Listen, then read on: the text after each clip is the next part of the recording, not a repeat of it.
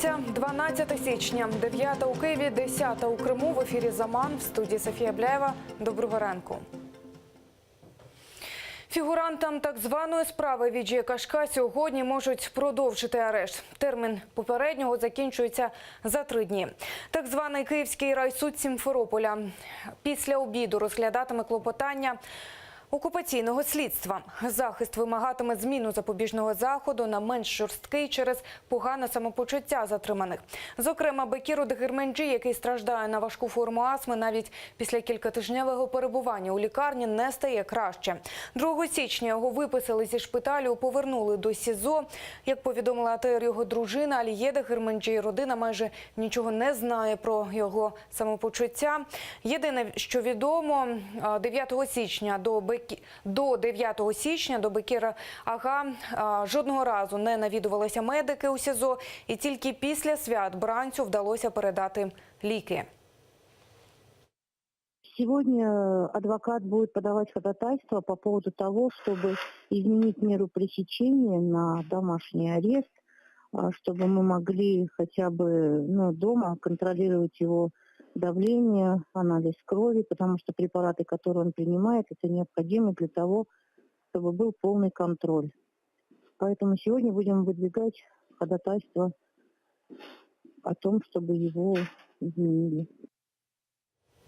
Ветеранів національного руху кримських татар Бекіра Дегирменджі, Асана Чапуха, Кезіма Аметова і Руслана Трубача затримали торік, 23 листопада, під час так званої спецоперації у Сімферополі. За надуманими звинуваченнями, начебто у вимаганні, підконтрольний Кремлю суд Криму ув'язнив усіх підозрюваних до 15 січня. Суди над 5 кримськими татарами, що вийшли на одиночні пікети в жовтні торік, заплановані також на сьогодні. За годину їхні справи почне розглядати підконтрольний Кремлю Феодосійський міський суд. 14 жовтня по всьому Криму на понад сотні людей вийшли на автошляхи з плакатами на кшталт «Кримські татари не терористи». Акцію спричинила хвиля обшуків напередодні в Бахчисараї. Тоді кримських татар не оштрафували за протест, бо одиночні пікети дозволені російським законом. Втім, згодом усі, хто вийшов на вулиці, почали отримувати повістки. Начебто акція була добре спланована, бо одночасно відбулася у різних містах. Так звані суди Криму з грудня вже оштрафували понад 80 учасників акції, жодного не виправдали. Усім призначили штрафи від 10 до 15 тисяч рублів. Председатель Феодосийского городского суда, он посчитал, что правоохранители не справились со своей задачей, и все материалы дел, административных дел в отношении этих людей, они составлены не в соответствии с законом, и вернул эти материалы на доработку. Но это не помешает сегодня Феодосийскому городскому суду назначить им штрафы. Мы не ждем каких-то оправдательных приговоров.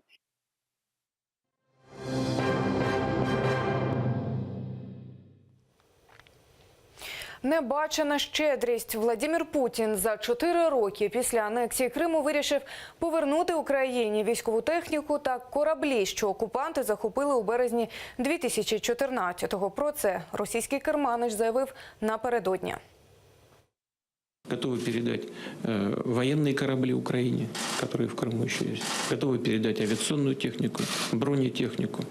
Правда, она находится вся в таком плачевном состоянии, но это уже не наше дело, она в таком практически и была. Что касается кораблей, думаю, будет лучше, если украинские военнослужащие просто приедут и их заберут.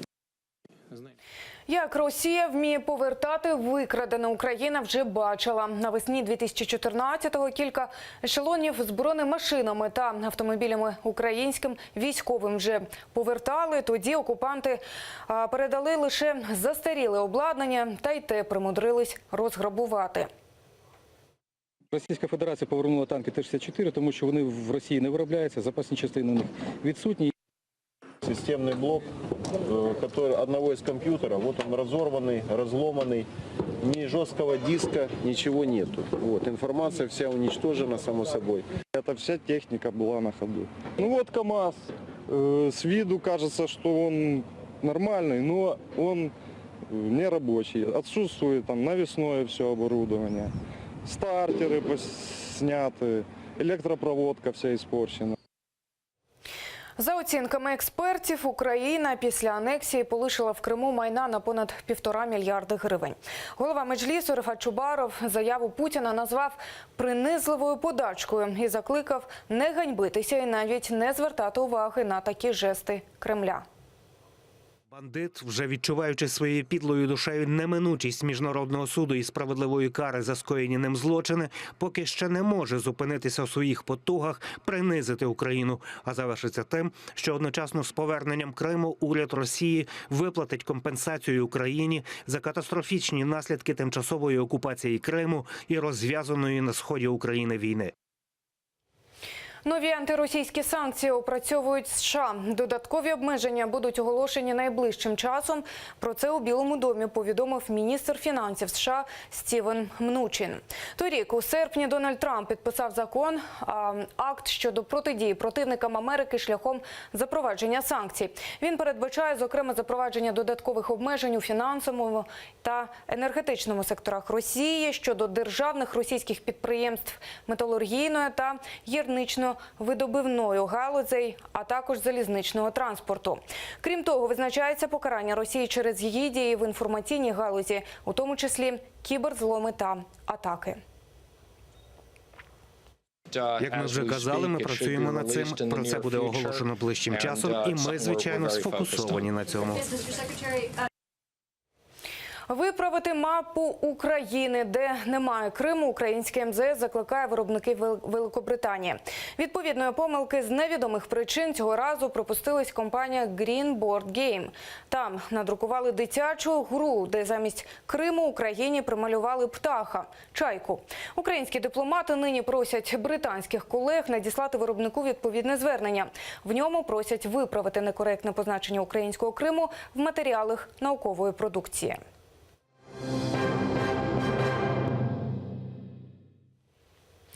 Попри протести громадськості та експертів, у Сімферополі таки знесуть ляльковий театр. Відповідні роботи стартують за 3 дні, 15 січня. Про це повідомили у так званій мерії.